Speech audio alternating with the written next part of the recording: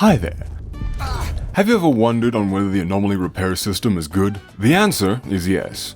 But through some means, either ineffective understanding or inability to read, you've been led astray by Gamma or many an anomaly player, and to never use the repair and modification system. I'm here to tell you it's both fine and educate you on how to save those hard-earned rubles, after hunting down a stray boar or stepping into a burner anomaly. First, you need an outfit or a firearm that is below 100% condition. Depending on what you want to repair, you'll have a variety of tools to use. Not necessarily in order, all the items for firearms repair are thus: Universal Weapon Cleaning Kit, Medium to Large Rifle Fixing Kit, Medium to Large Rifle Cleaning Kit, Brunox Gun Care Spray Lubricant, Rusak Gun Oil, Dvojka Gun Oil and Cleaning Solvent, Hops No. 9 Cleaning Solvent, Handgun Repair Kit, Value 3 Pro Small Bore Rifle Cleaning Kit, Shotgun Repair Kit, and Small Bore Rifle Repair Kit. I'll not name the outfit stuff because you can figure that out on your own. I only name the gun stuff because you receive these items a lot more than the outfit repair kits and whatnot, depending on your difficulty.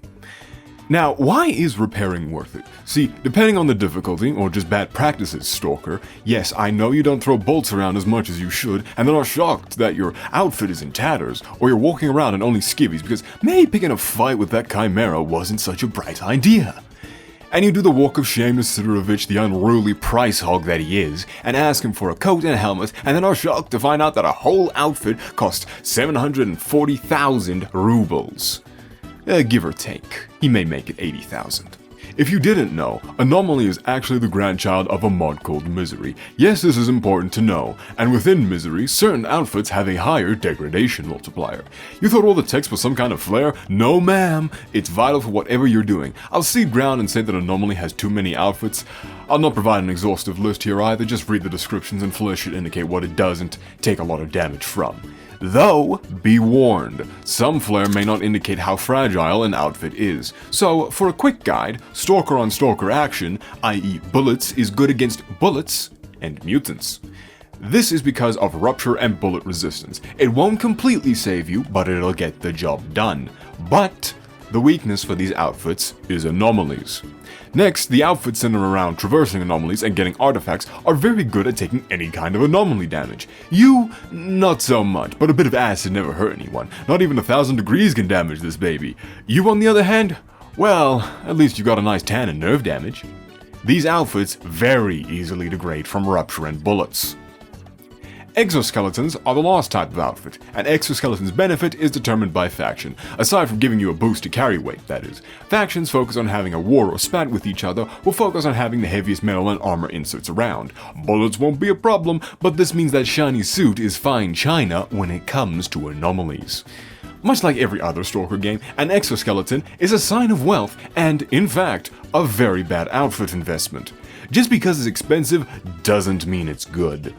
I love the Siva suit, but by Professor Sakharov's balding dome, that bill to pay is far too high.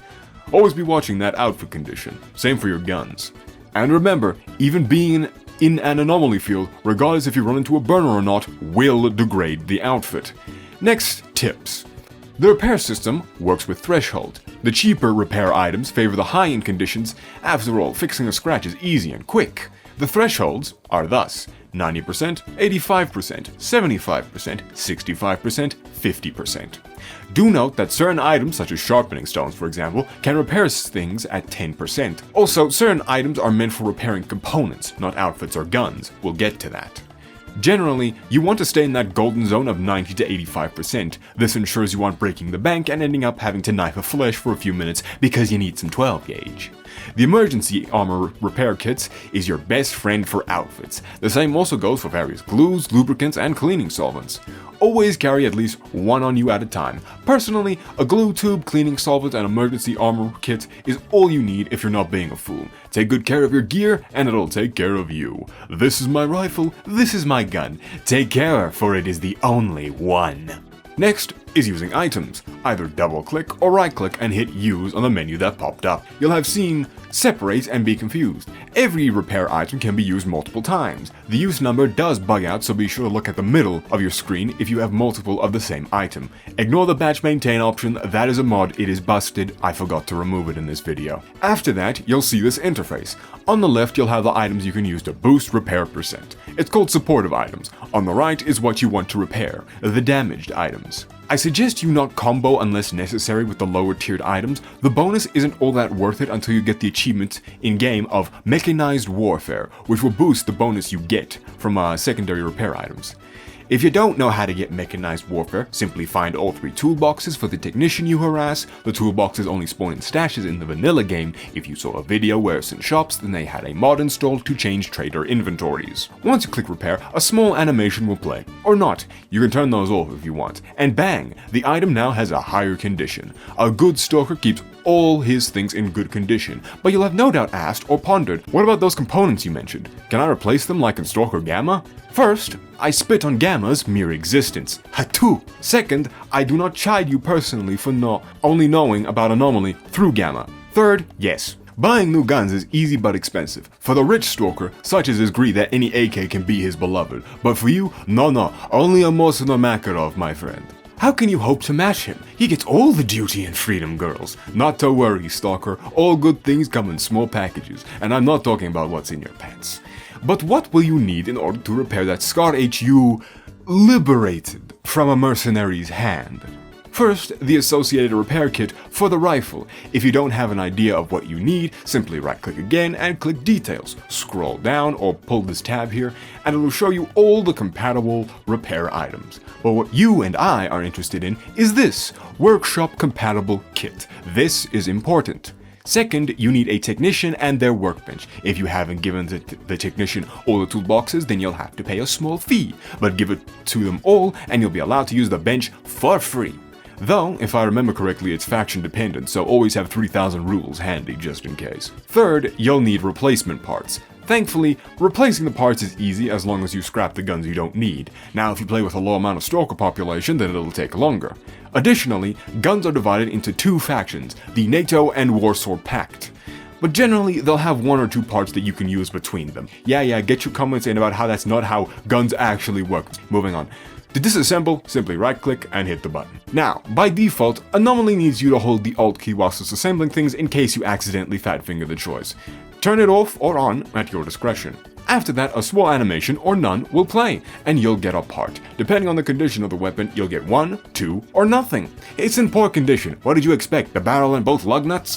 What you do get is a component. Now, these components can be repaired as well with either a file, multi-tool, or armor patching kit. Threads and additional items too, but you'll most likely have either one of those 3.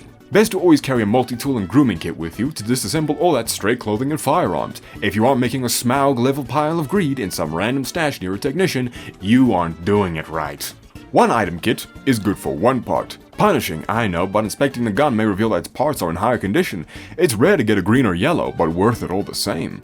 But Ninetail, I hear you heckle, that sounds more expensive. Wrong, you just need 2 good quality parts. The gun will be up to the 50% threshold. After that, simply use the repair kit with some supportive materials and it'll be right as rain. Don't worry about those dud components, everything will be in the green afterwards. If you have every single part to replace, simply slot them in and put them in. No need to waste any more charge of the kit if you can do it yourself once off, huh? Though, be warned, every part you replace will damage other components in the gun already.